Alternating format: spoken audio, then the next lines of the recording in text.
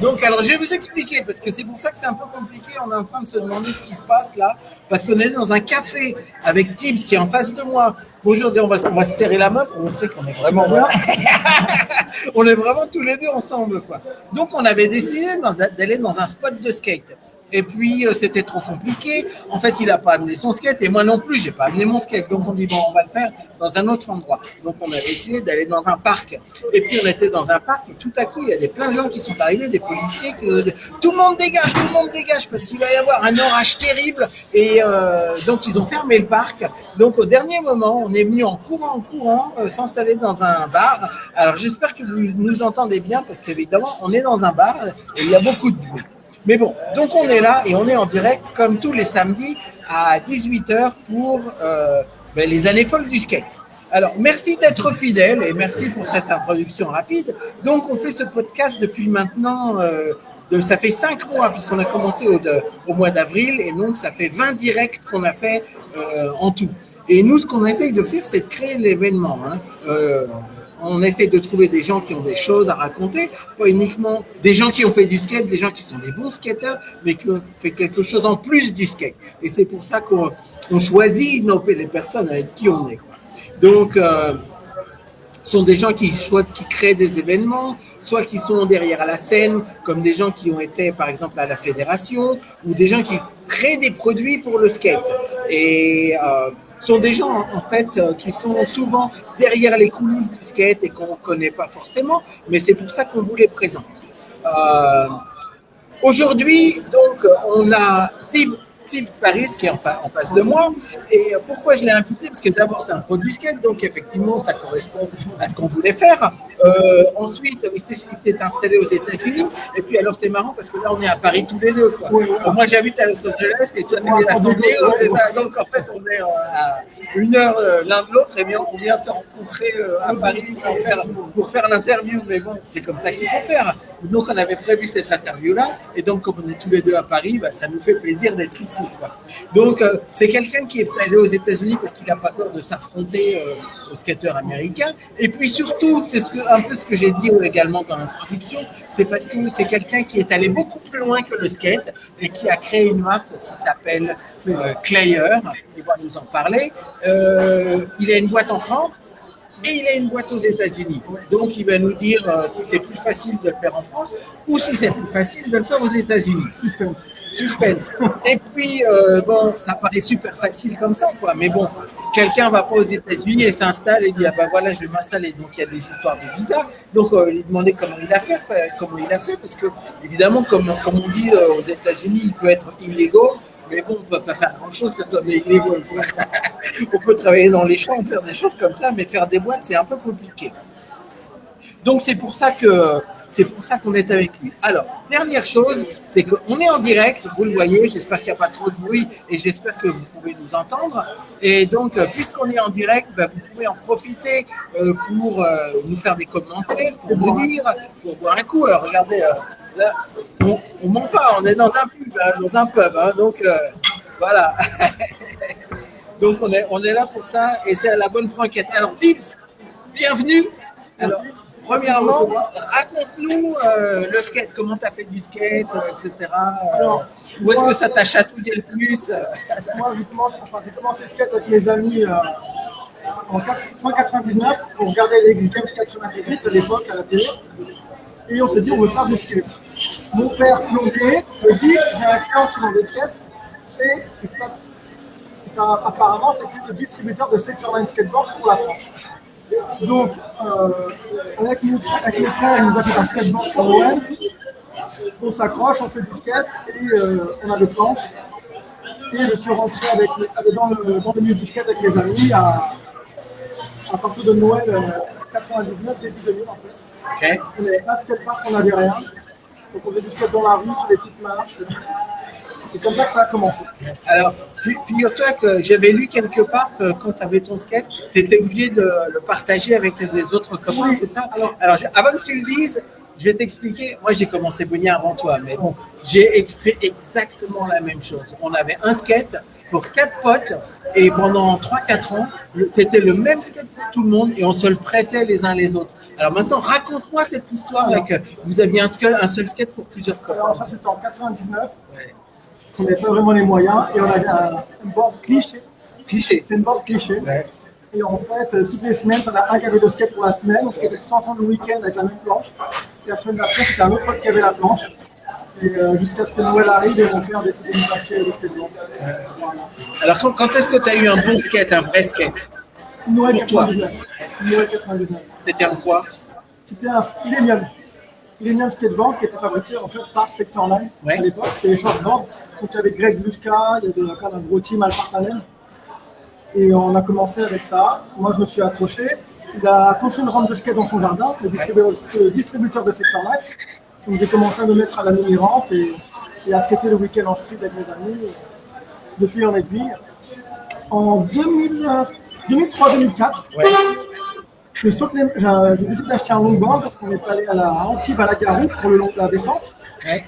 Et j'avais acheté un longboard avec un tail, un nose et des roues molles, juste pour me déplacer. Et fin 2003, je saute des marches en skate, genre 7 marches, je casse mon skate. Et les filles et les potes me disent pourquoi tu sais pas faire du skate parce que tu peux pas sauter les marches. J'avais ma planche qui était cassée. Et j'ai regardé mon longboard, j'ai regardé mon skate. Je me dis bon bah le longboard a un tail, je pousse un peu, je fais un joli, ça passe. Et depuis, j'ai commencé à réapprendre tous les tricks avec le longboard et je me suis accroché et j'arrivais plus à revenir en arrière. Et j'ai vu une photo de Jimmy Rao, un skateboarder, un longboard, sur un pendrive. J'ai dit, ah ouais, on peut faire du skate avec un longboard. Et c'est ce qui m'a en fait engendré à faire du longboard en skatepark. Voilà. Après, j'ai vu Brad Edwards et tous les mecs en longboard. Et j'ai commencé à faire des compétitions en longboard. Et il y a plein d'endroits où j'ai été. Où ils n'aimaient pas en fait, une fois que c'est pas du skate et du longboard, je ne peux pas participer. Et je terminais à faire la démo et à gagner dans les compétitions. Parce que j'allais plus vite que tout le monde, j'allais plus haut. Et puis bon, j'étais à l'époque, je skatais avec les mecs en skate, donc j'avais un environnement de skater et je vais apprendre des tricks avec un longboard. Donc il y a deux choses. Quand tu allais faire du skate dans les parcs ou dans les balls, on disait non, toi tu fais pas partie du groupe parce que tu as un longboard. Okay. Et aussi quand tu allais dans les compétitions, quelquefois on disait non, tu peux pas rentrer dans la compétition parce que tu as un longboard et c'est pas, ça correspond pas à ce qu'on fait. Ouais, il y a des compétitions, incroyable, ça. Il y a des compétitions où il m'a mis à la fin et en fait il m'avait oublié. J'étais sponsorisé par Electric aussi à une période. On a été à la compétition à Munich, à ISPO, par Welcome. Hein. Et en fait, ils m'ont enlevé la compétition parce que j'étais en longboard. Et tu demandais à Ben Hatchell et tous les skateurs, ils ne comprenaient pas, ils comprenaient il y a un niveau. Je me suis battu à me trouver tout le temps. Toute ma vie, je me suis battu à me trouver. Et là, toi, tu continues avec le longboard. Tout oui, ce que tu fais, c'est en longboard. Tout ce que je fais maintenant, c'est un longboard, mais en 40 pouces, par 9, avec un wheelbase de 20. Et j'ai été avec ces clients pendant 20 ans. Ils n'ont jamais fait ma planche en production, mais ils me fabriquaient ma planche. Donc je vais à l'usine, je récupérais les planches pour moi avec des graphiques que je voulais. Et aujourd'hui, j'ai Brindex qui m'a fait ma planche à mon nom pour vendre, qui est disponible. Voilà. Alors un longboard en parc, c'est beaucoup plus lent, non? Parce qu'il y a, c'est plus difficile ou c'est pareil? C'est différent quand même parce que tu as plus de place sur la planche. Moi, j'ai l'habitude maintenant d'avoir plus de place. C'est comme si toi, on fait ton skateboard, tu skatais avec un pénis. Tu peux tirer vraiment en restreint. Il faut savoir qu'en plein track, à San Diego, c'est moi qui ai le temps le plus rapide. Je suis en dessous de 20 secondes. Alors que tout le monde est au-dessus de 20 secondes. Quand je skate plus beau, je vais vite, j'ai de la place, c'est plus de confort. Enfin, c'est une habitude en fait, hein. C'est un skateboard, c'est juste une habitude. Mais ce qui est marrant, c'est que Tonio qui est grand et a un shortboard, moi je suis petit et j'ai un longboard. Donc c'est juste une question d'habitude. Mais tu sais, quand Penny est ressorti, il y a une dizaine d'années, donc j'ai vu des pros, ils ont payé des pros pour faire de la démo et tout.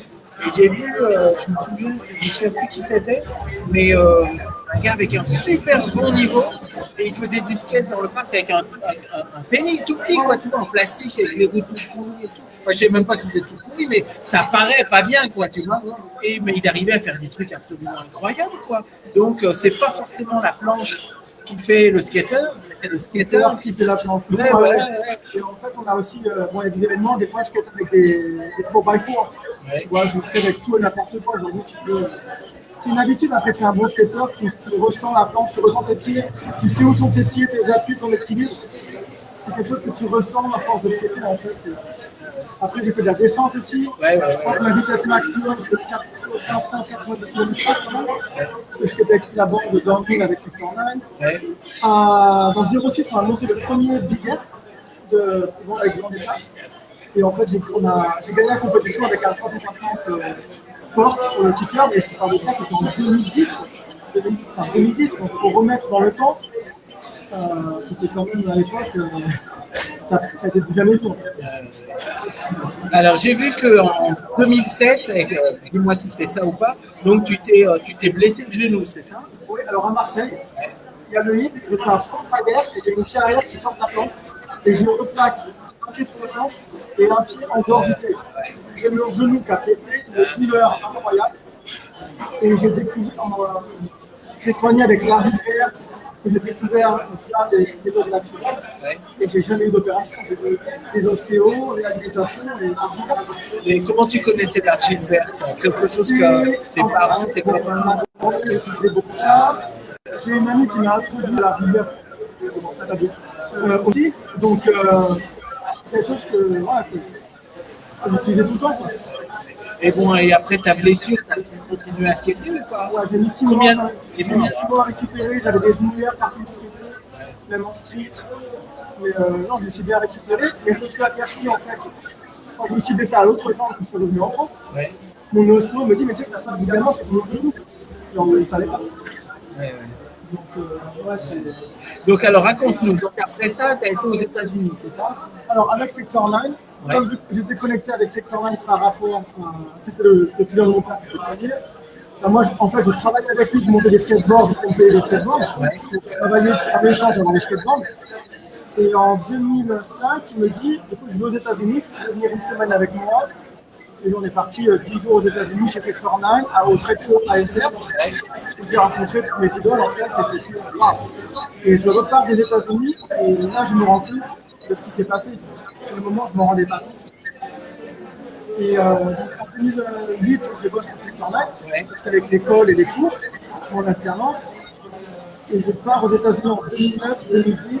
Je pars quasiment tous les ans pour le boulot pour les 16 métiers. Et donc, du coup, j'ai connecté Jim Pedrich, avec qui j'ai remis Jim Pedrich à la photo skate. On a skaté Washington Street et depuis là, il était à la retraite depuis 20 ans. Hein. Oui. Jim Pedrich, pour ceux qui ne connaissent pas, Jim Pedrich, c'est lui qui faisait toutes les photos de skateboarders. Et il était vraiment très spécialisé dans le ball. Enfin, il y avait ça à l'époque. Oui, avec Tony Alva, avec Tony Alva, tout ça. Et les photos étaient absolument extraordinaires. C'est des photos qui nous faisaient rêver complètement. Skateboarder, à l'époque c'était la Bible. Il y avait que skateboarder d'ailleurs. Il y avait que skateboarder dans les années 70, avec des photos absolument incroyables au fisheye et tout. Et en fait, c'était la scène de San Diego. Et du coup, je retourne plus tard pour monter le projet Art of Life. Donc, je pars avec mon ami, on fait des vidéos lifestyle, on montre la culture américaine. Où à l'époque, c'était en 2011, on a fait un descente de 100 000 à l'époque, sur Pigno. Donc on avait voyagé, Sector 9 avait été, on avait des sponsors comme Dakar. Donc on a réussi à monter le projet. Entre-temps, Sector 9 s'est fait racheter par Billabong en 2009, je crois. Nous, en Europe, on récupère, Billabong nous récupère en 2011. Donc je pars du sud-est, je vais dans le sud-ouest, où je deviens le plus jeune salarié du groupe Billabong. Je me fais embaucher par Sector 9 et je suis le responsable commercial France. Et j'organise des tournées européennes avec le Cannon Crawl. Je suis vraiment imprégné Sector 9. J'ai grandi, j'ai même les tatouages de Sector 9. Donc, attends, montre ça la caméra. Le tatouage Sector 9. Donc, moi j'ai grandi avec Sector 9 depuis que j'ai 13-14 ans, jusqu'à je suis resté 20 ans avec eux. S'il n'y avait pas Sector 9, je serais là aujourd'hui, tu vois. Alors, explique-nous la différence qu'il y a entre Sector 9 et les planches pro en général. Parce que c'est un état d'esprit différent. Sector 9, où ils ont été forts, en fait, c'est une bande de potes surfeurs de San Diego. Et où ils ont été très très malins, c'est qu'ils ont proposé des planches prêtes à l'emploi, où ils vendent des decks sur les parcs. En fait, ils disent bon, on va mettre des trucs et des roues pour cruiser. Et c'est ce qu'ils ont commencé à faire. En fait, on apprend quand tu la planche et tu vas skater. Et c'est une des premières entreprises qui a fait ça. Et qui a démocratisé, et surtout qui a commercialisé le surf par rapport à une sensation de surf. Je pense qu'ils ont copié GLS, mais ça, c'est des histoires enfin un peu plus profondes. Et moi, Après, il y avait Gravity Skateboard. Je suis arrivé aux États-Unis en 2013 Ouais. et j'ai eu vraiment de la chance. Parce que quand j'ai décidé de partir de la France, parce que quand j'ai décidé de partir de la France, parce que je voulais pas des tournées. Parce que toi, tu étais dans le plan commercial. Tu voulais faire du marketing. Et en fait, j'étais tellement bien en marketing en skate, tu me dis non, tu restes en marketing en. Du coup, je suis parti aux États-Unis, j'avais 500 balles en poche, puisque j'ai des plans familiaux financiers qui sont vraiment personnels. Donc, je suis arrivé à San Diego avec 500 dollars en poche, je suis resté chez Superline, et je me dis, je vais m'installer à Tahiti chez mon frère jumeau. Et en fait, de fil en aiguille, je connecte Paradox Free, je connecte Jack Brown, on me connecte avec un avocat qui s'appelle Action Force Le Groupe, Ouais. et qui me dit bah, tu as tout pour être dans les visas. Tu as l'apparition des magazines, tu as des couvertures des magazines, tu as des sponsors avec des finances, enfin, tu fais des compétitions, tu as quand même des résultats. Enfin, ouais, et donc, du coup, j'ai eu mon premier visa de 5 ans de skateboarder professionnel. Et aujourd'hui, Ouais, donc en fait, explique-nous, en fait, si tu n'avais pas eu tout ça, tu n'aurais pas pu avoir de visa, c'est ça? Ou c'est très compliqué? Oui, s'il n'y avait pas eu des parutions dans les magazines, s'il n'y avait pas fait des résultats dans les compétitions, que ce soit en vigueur, en descente, des démos, enfin, des compétitions de vente, les noms vertes à Nantes. D'ailleurs, pour l'anecdote, en 2012, j'ai fait la compétition de Nantes et de Vert, c'était sacrément vert, c'est en vigueur, hein. Et j'ai reçu un message en 2014 de Edouard Dameston qui me dit: je t'ai vu à Nantes. J'ai fait la première apparition dans un magazine de skate. Et j'ai parlé de toi parce que tu m'inspires. 2014, Edouard Dameston. Et regardez-le aujourd'hui. Donc c'est des choses qui marquent, pareil. Tu vois, je te dis, j'inspire les gens, malgré mon parcours atypique, à se surpasser. Et quand tu vois Edouard Dameston. C'est ça, les gens qui inspirent, c'est des gens qui ont des parcours atypiques. Voilà, et quand je vois Edouard Dameston, il a commencé au skate tard. Aujourd'hui, tout le monde le connaît. Edouard, il a vécu mon rêve en X Games. Que je voulais faire en méga, il l'a fait pour moi. Et je suis fier de faire partie de son histoire. C'est quelque chose qui me touche. Vincent Milou, Vincent Matero, Aurélien Giroud, avec Jérémy Grambia qui les manage en fait. C'est moi qui les aidais avec les visas aux États-Unis. Parce que moi j'ai les contacts. Vas-y, raconte-nous ça, parce que voilà, on va prendre une minute pour expliquer ça. Alors, donc, eux, effectivement, c'est super bons en France. Quoi. Donc, ils vont aux États-Unis, mais ils ont le visa B, ils peuvent rester que 2 mois, et puis après, il faut qu'ils reviennent. Ils ne peuvent pas rester plus longtemps. Donc, toi, ce que tu peux faire, c'est que tu les as aidés. Tu leur dis: attendez, vous avez déjà des parutions, des trucs comme ça, vous êtes pro, vas-y, raconte un peu. Après, moi, je les connais de l'époque, quand on faisait les compétitions. Je me rappelle de Vincent Milou, comme ça, avec une tête rose. À des événements dans le sud-ouest. Vincent Matero, depuis qu'il est petit, je le connais bien. Donc, après, comme moi, j'ai beaucoup voyagé dans le ciel, beaucoup travaillé, des tournées, donc on se côtoie tous, on se connaît tous. Donc, moi, aux États-Unis, je vais dire: bon, moi, c'est le visage pour vous aider. J'en ai parlé à Jérémy Grambia, je connais les avocats. J'ai déjà fait le parcours. Moi, j'étais tout seul, j'ai galéré tout seul, mais aujourd'hui, ce que je peux apporter, c'est de vous faciliter les choses. Bon, après, Vincent Milou était connecté avec Willy Santos, qui a vraiment facilité les choses aussi.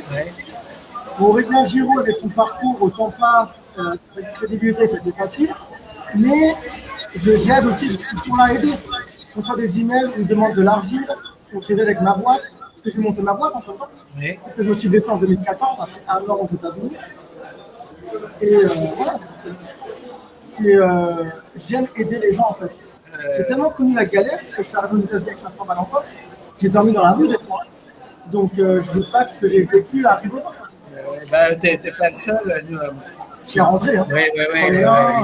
Il nous a raconté que quand il est arrivé aux États-Unis, il faisait des montages à la chaîne pour les boîtes de skate, et puis ça payait pas très bien, et puis après le skate s'est un peu cassé la gueule, et puis bon, il avait pas de thunes et tout, donc il a dormi dans la rue. Après il s'est acheté un Volkswagen, et bon, tu connais là-bas, ça paraît facile, tu dors dans ta voiture et tout, mais c'est pas si facile que ça, parce que les policiers viennent et ils tapent sur la porte, ils disent: fais quoi, c'est interdit là, tu vois. Donc, tout ça c'est galère, quoi. Oui, si on n'a rien sans rien, quoi. Et moi, j'ai pas l'option de retourner en France, moi c'était pas possible. Moi, il faut que j'avance, je ne retourne pas. Et en 2014, donc, un an et demi après que je suis aux États-Unis, j'ai fait un R et j'ai été entendu sur ma jambe, super haut. J'ai cru que je m'étais cassé la jambe, on m'a déchiré la jambe. La chance que le bois était en bois d'ailleurs. Vous voyez, je trouve pas vite. Les produits aux États-Unis en pharmacie, c'est que des produits chimiques à la vente, c'est la même chose. Attends, ça s'est coupé là, je pense que tu as fait. Et donc du coup. Mince. Attends, alors, il semble qu'il y a un problème de. va mettre comme ça. Voilà, regarde. On va changer un petit peu. Attends, parce que. Ça, regarde. On va mettre comme ça. Oups. Allez, vas-y. Dans la pharmacie, justement, l'énergie verte n'existait pas en fait. Donc j'ai demandé des gens, je demandais Mehdi Salah de Marseille. Ils m'ont envoyé des trucs d'argile. Et je montre avec Jack Baron, et je t'explique, regarde ce que je dis sur mon genou. Et Jack Brown, si vous ne connaissez pas Jack Brown, c'est le mec la plus extraordinaire au X-Games. Il est tombé en fait. Il fait son truc en m'égarant, en le point campagne, et en fait il se fait aveugler par la lumière. Et en fait, le pointeur il est comme ça, il monte. Et en fait, il se rend compte qu'il a trop décalé, il tombe en bas de côte. Et bon, il n'a rien cassé, que des courbatures, des petites fissures osseuses, tu vois, mais rien de grave. Et Jack Brown me dit, écoute, ton produit est incroyable, tu sais, le skate ça paye pas, même moi à mon niveau, ça a été galère. Donc monte ta boîte, t'as un truc. Et Jack Brown, grâce à lui, j'ai eu le sponsor de CTI Libresse, donc des athlètes pour le genou que des motocross utilisent, que Danny Way utilise. Ouais. Donc si ce n'était pas pour Jack Brown, je ne ferais pas de skate, et je ne pense pas que Player existerait. Donc il me pousse, et je commence en 2016 la boîte, le projet, je vois des investisseurs, on me propose 400 000 $ pour 60%, plus mettre de l'argent, là, ils prennent des parts. Ouais. Je vois là, ça s'en demandait, je monte ma boîte, je monte le projet. Donc je vois avec Jack Brown, on voit avec Danny, on voit avec tous les skateurs de la banque. Et là, en fait, le timing était très mauvais puisque les marques du CBD se lancent. Pierre-Luc Gagnon et toute la bande est avec nous et il commence à payer tout le monde. Moi, j'ai lancé la boîte avec il commence à payer tout le monde. Je me dis, bon, bah, c'est comme ça, c'est business. Alors attends, avant, raconte-nous parce que Clayer, pour moi, c'est une super intelligent. Donc pour nous qui habitons aux États-Unis, on comprend ce que ça veut dire. Mais nous, notre public, il est surtout français, quoi. Alors, donc, Clayer, vas-y, explique le jeu de mots derrière Clayer. Alors, Clayer, Clay, C-L-A-Y, ça veut dire argile. Voilà. Et en fait, Clayer, ça veut dire que c'est argileux. En fait, il y a les jeux de mots avec Player, avec le layer qui est une couche. Donc, on joue avec les mots. Et on voulait un mot qui était vraiment, un nom qui était simple à se souvenir, en fait, qui était vraiment facile. Et donc, je lançais avec Clayer. Super. Ouais, félicitations, c'est un super. On voit que tu aimes bien le marketing. Oui, après, moi, je suis bon, j'ai fait des études en marketing et branding. Je travaille avec des écoles de commerce à Paris, avec l'ELG, une agence marketing qui est à Dubaï, Shanghai et San Diego. Et je suis en consultant aussi à côté de Player, parce que Player se paye tout seul aujourd'hui. Mais comme je n'ai pas les moyens, je travaille et je me finance en fait grâce au boulot de consulting. Je donne des conférences en école de commerce. Ma spécialité, c'est vraiment le branding. Alors, avant de continuer, raconte-nous ce que c'est Clayer. Je crois que nos auditeurs ont une idée, mais qu'est-ce que c'est? C'est pas du skate, enfin, c'est pas des planches, c'est pas des roues. Player, c'est quand on se fait mal en skate ou n'importe quel sport on se fait mal. Le plus dur, c'est quoi? C'est pas vraiment la douleur physique, c'est la douleur psychologique. Ouais. Parce qu'on a le manque d'opportunités. Et en fait, Clayer, nous, on est là pour vous aider à vous récupérer plus vite, parce que nos produits sont scientifiquement prouvés et ils sont simples. Donc, on vous donne la meilleure option au meilleur prix pour que vous vous soignez au plus vite. Mais c'est un produit, on a des produits qui sont simples, qui sont en ajout des ostéos, tout ça. Et en fait, comment on fait ça? C'est qu'on a des produits qui sont certifiés 100% naturels, certifiés non toxiques, non dopants, et qui sont prouvés par les docteurs et par la science. Et on a des produits en fait qui s'avèrent être à l'argile et qui sont à l'argile et qui nivellent en fait.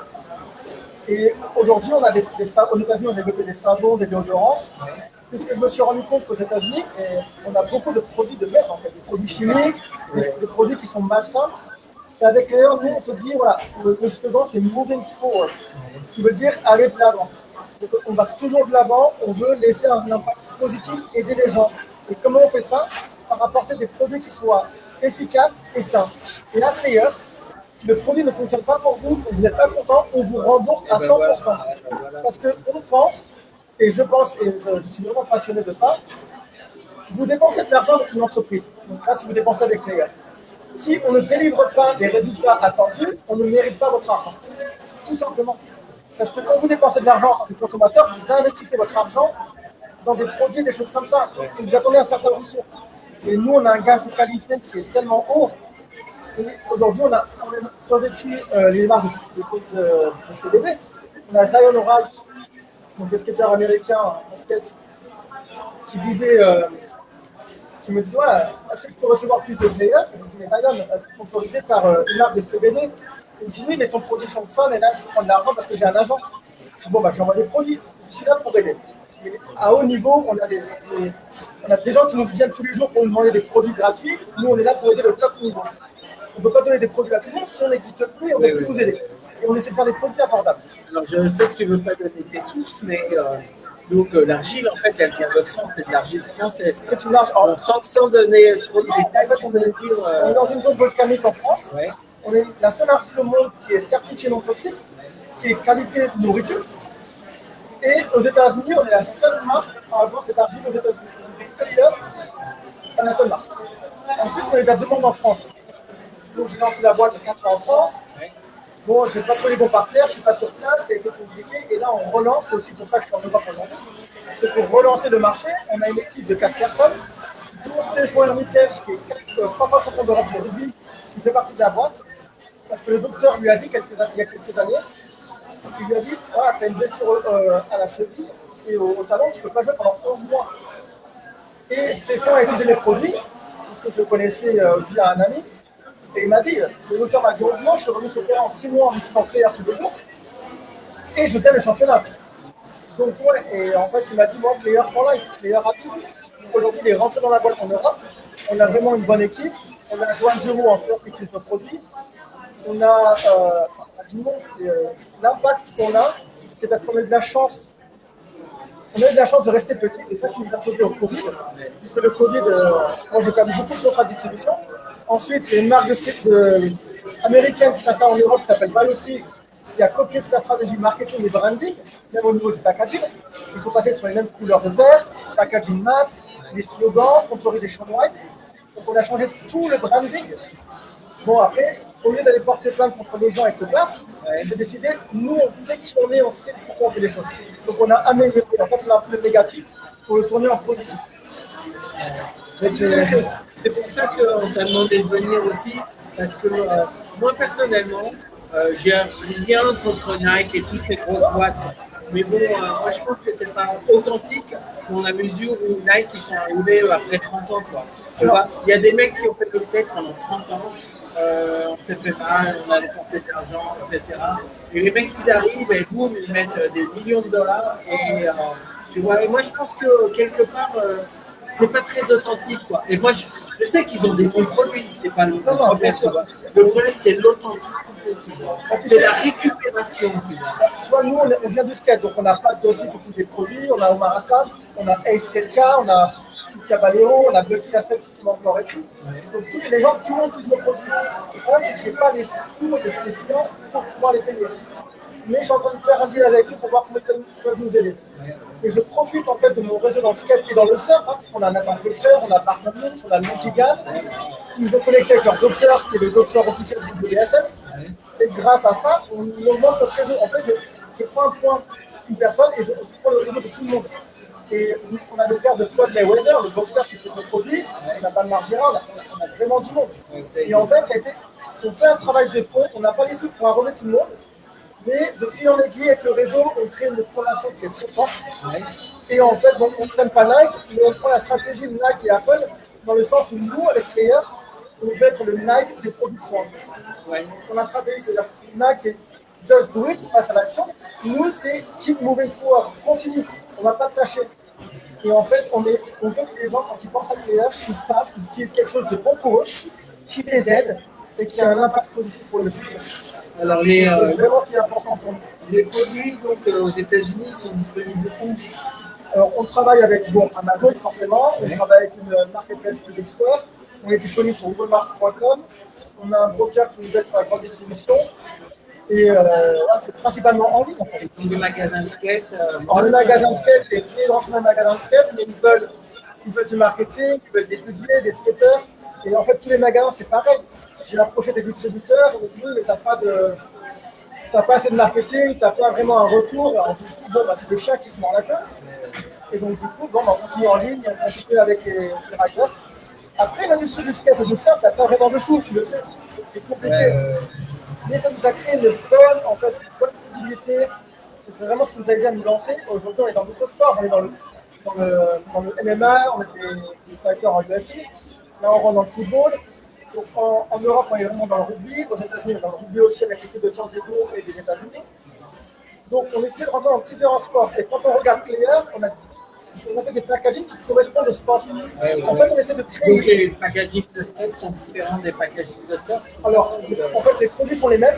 En fait, c'est comme tu prends Player et tu as Player Skateboarding, Player Surfing, Player Rugby. Les produits sont les mêmes avec des designs qui correspondent au skateboard. Et on a des gens qui me disent, moi, je ne veux pas le produit surf parce que je suis un skater. Le produit est le même. Mais en fait, on veut vraiment connecter la marque et ce que ça signifie avec la personne. Pour nous, on se dit, voilà, on est un skater, tu veux un produit qui correspond au skate. Et on est des skateurs, on a tout le monde dans l'industrie, on a Dave Duncan qui nous aide, on a Evan Reynolds avant même qu'il soit pro, qui nos produits. Et on a tous les jeunes. Evan Reynolds, il est de Hawaï. Il est de Hawaï, mais originalement, sa mère, elle est pas ici. Oh, je ne sais pas du tout. Donc il est à moitié français. Il est pas ici, hawaïen. Il m'a encore envoyé le message il y a 2 ans. Tu vois? Il parle français Non, c'est vraiment bien. On a Bryce aussi, donc on a vraiment des gens avec qui on travaille, ceux qui disent que d'ailleurs avec qui on communique, sont vraiment des gens qui aiment le produit, qui apprécient ce qu'on fait et qui savent que le produit fonctionne. Et ça vaut plus que n'importe quelle monnaie. Alors tu me dis que en fait la plus grosse partie de ta boîte, ton chiffre d'affaires, c'est aux États-Unis. Tu as également quelque chose. Alors là, on relance une Europe, on va recevoir les packaging normalement début novembre, on reçoit les produits. Et tu fais le packaging en français ou en anglais? Ah, ils sont en français, bien sûr. Mais en Europe, c'est fabriqué en France, en Europe. Alors en français, est-ce qu'il n'y a pas d'eau? Alors on met en français et en anglais, et en fonction des pays et des distributeurs, en fait, on ne veut pas un packaging qui soit lourd, on ne veut pas trop de papier, de packaging. Donc en fait, quand on a un distributeur en Allemagne, on va faire anglais allemand. En Italie, on va faire anglais italien. On va jouer vraiment que le packaging reste simple. On veut vraiment que le produit soit simple d'utilisation. Et la différence entre notre argile et les autres argiles sur le marché français, c'est que les argiles en France, c'est quand tu l'appliques, tu mets le cellophane, ça prend des heures. D'ailleurs, c'est 15 minutes. Tu mets l'argile pendant 15 minutes et après c'est fini. Oui, c'est fini. Mais que les études montrent qu'après 15 minutes d'utilisation, le produit c'est fini. C'est quand même un avantage compétitif qui est incroyable. Après, on a un petit peu plus cher que la compétition, que les concurrents. C'est la qualité. On a la qualité, on est quand même fabriqué en France, on a une réputation internationale. Le produit il fonctionne, mais on vous rembourse. Donc on est là vraiment pour vous aider. Moi, le business, pour moi, je pourrais faire des millions de dollars sur des produits à la fin. Excuse-moi de parler comme ça. Moi, ce qui m'intéresse, c'est aider les gens et avoir un impact positif. C'est ce qui m'importe. C'est le plus important. Alors, moi, ce qui m'intéresse également de savoir, c'est que voilà, il y a beaucoup de skateurs qui rêvent d'aller dans le floating, de devenir pro, et ils pensent qu'ils vont gagner beaucoup d'argent. Est-ce que c'est vrai ça ou pas?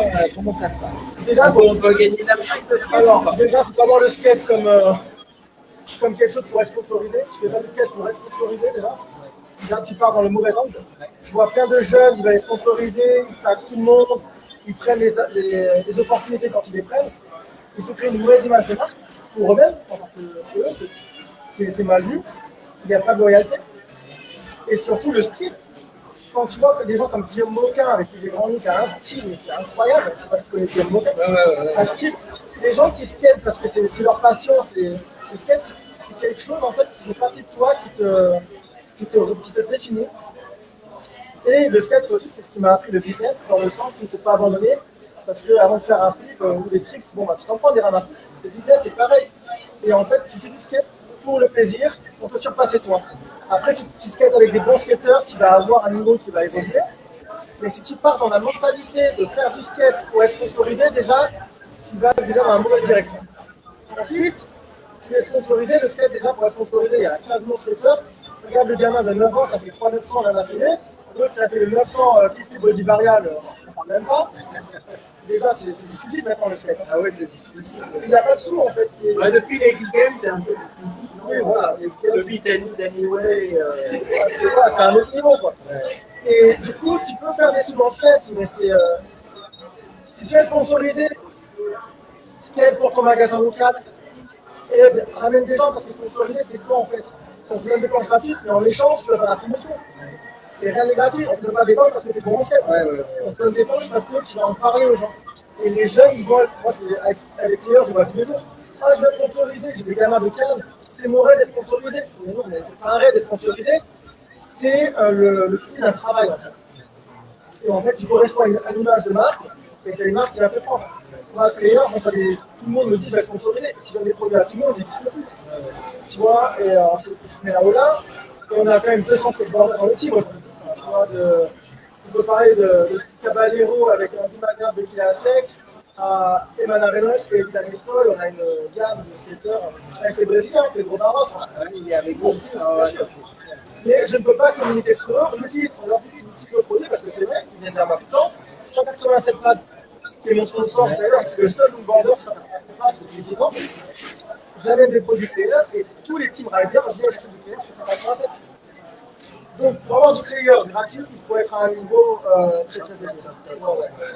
Après, comme je dis, on fait des produits après avantables, on est là pour aider, les produits fonctionnent. C'est soit nous on est bien pour vous supporter, mais supportez-nous aussi. Voilà. Ce que j'aimerais savoir, je ne sais pas quelle heure il est, mais ça doit faire au moins 40 minutes. On est 10h40, ok, encore 10 minutes. Je sais que tu as un rendez-vous après, donc on va se dépêcher. Donc, oui, il y a quelque chose qui est très important pour moi, et je sais pour toi aussi, mais le skate c'est important pour nous parce que, comme tu l'as dit, on ne fait pas un clic tout de suite, quoi, tu vois. Il faut le faire une fois, deux fois, 10 fois, 50 fois, et 50 fois on se plante, et après on le fait. Et donc, moi je pense que c'est quelque chose qui est extraordinaire pour quelqu'un qui est un entrepreneur, parce que l'entrepreneuriat, c'est pas une super idée, et puis ça va marcher. Ouais. Souvent, tu as des super idées, mais sur 100 mecs qui ont des super idées, il n'y en a qu'un seul qui réussit. Alors, qu'est-ce qui fait qu'un entrepreneur réussit et qu'un autre, et que 99 autres réussissent? L'exécution, tu as une idée, il faut passer à la fois. Il faut mettre une stratégie en place de comment on charrie avec un business plan quand même au début. Tu te dis que le business plan, c'est comment tu vas exécuter tes idées.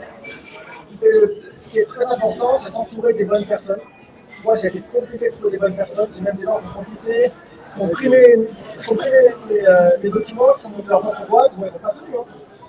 Donc, trouver les bonnes personnes qui croient au projet. Si tu n'as pas le mindset, tu ne peux pas. Oui, c'est un mindset. Si tu après, tu ne peux pas tout faire tout seul. Donc, il faut savoir déléguer. Le skate, c'est aussi un peu le challenge avec le skate parce que c'est pas un sport d'équipe. Il faut toujours tout faire. Donc, ça, c'est très très compliqué. Et tu l'apprends avec le temps. Et surtout, ne pas abandonner. Si tu sais ce que tu fais est bien, tu sais ce que tu fais va fonctionner à long terme, ne lâchez pas. Par exemple, tout le monde ne comprenait pas moi ce que je voulais faire au début, cette image de marque. Parce que tout le monde parle du poids, mais tu vends de l'argent, tu vends de l'argent. Je fais non. Moi, je crée une image de marque comme Nike. Donc, j'ai étudié, il faut commencer par le pourquoi j'ai fait. Et aujourd'hui, quand je regarde Player par rapport à il y a du temps maintenant, mais en fait, la vision prend vraiment forme de comment je voyais Player. Aujourd'hui, tu regardes Player, c'est pas une belle marque qui propose des produits, qui a une identité en fait d'appartenance, où tu vois que c'est une communauté de personnes qui veulent vraiment. Tu regardes notre réseau Instagram, on a une nouvelle stratégie maintenant où on parle, on va donner des conseils santé aussi, on met des liens de motivation, c'est faire des pubs où on parle vraiment de la motivation. Je ne veux pas même parler du produit, le produit c'est le résultat de qui on est. Nous, on veut des produits sains, qui soient efficaces, au service du consommateur. On parle du consommateur. Et parce qu'on a une image comme ça, parce que c'est pour ça qu'on se bat, nos produits sont le résultat de qui on est. Donc forcément, nos produits seront de qualité. Parce que j'ai rendez-vous avec des fournisseurs, je leur dis ça t'inquiète dans ça t'inquiète dans. Je ne suis pas chimiste, je ne suis pas docteur, mais j'ai fait des recherches. Et je connais l'argile et la chimie est mieux que certains étudiants. Un peu comme Elon Musk avec ses sujets. Donc, ne pas abandonner, trouver des bonnes personnes. Et chaque problème a une solution. S'il n'y a pas de solution, il n'y a pas de problème. Ça n'est pas d'esprit. Une question sur l'entrepreneuriat et aussi la différence entre la France et les États-Unis. Parce que toi, tu as eu une boîte en France, moi aussi j'ai eu des boîtes en France, j'ai eu des boîtes aux États-Unis. Et donc, il y a une différence énorme entre comment on fait en France et comment on fait aux États-Unis. Et alors, moi, ce que je dis à tout le monde, c'est que je rencontre plein de gens, plein de Français ou plein d'étrangers qui viennent aux États-Unis et qui se mettent à bosser d'autre. Et je leur dis, mais les mecs, vous n'avez rien compris, quoi. Si celui qui vient aux États-Unis, c'est pour faire sa propre boîte. Parce que les États-Unis, c'est vraiment l'endroit où tu peux être entrepreneur. Plus qu'en Europe, plus qu'en France. Alors, je vais te couper, parce qu'en fait, oui et non. Si aux États-Unis, tu as travaillé pour quelqu'un, en fait, parce que ton projet, tu vas pas pouvoir en vivre au boulot. Il faut que tu aies un boulot. C'est comme quand tu es à l'école. Ce qui va faire la différence pour chaque étudiant, c'est le réseau entre eux, mais c'est le temps que tu passes en dehors des cours. Oui. Qu'est-ce que tu fais en dehors de ton école? Tu montes des projets ou tu vas bourrer la gueule? Alors, aux États-Unis, quand tu arrives, il faut que tu aies un boulot un peu au black, pour certains. Il faut que tu fasses un boulot, donc ça va t'aider à financer tes factures. Et à côté, tu montes ton projet. Et une fois que tu as monté, tu vois l'attraction, c'est là. Moi, j'ai un boulot à côté, j'ai 2-3 boulots à côté, donc tu es obligé. Mais ça prend du temps. Je pense que Pierre André, il avait des petits boulots à côté pour l'aider, tu vois. Donc, après aux États-Unis, tu montes ta boîte tu vas sur Internet, tu montes ta boîte n'importe où dans les États-Unis, tu choisis les taxes que tu veux en fonction des taxes et des trucs. Ça va coûter 600 balles, d'accord.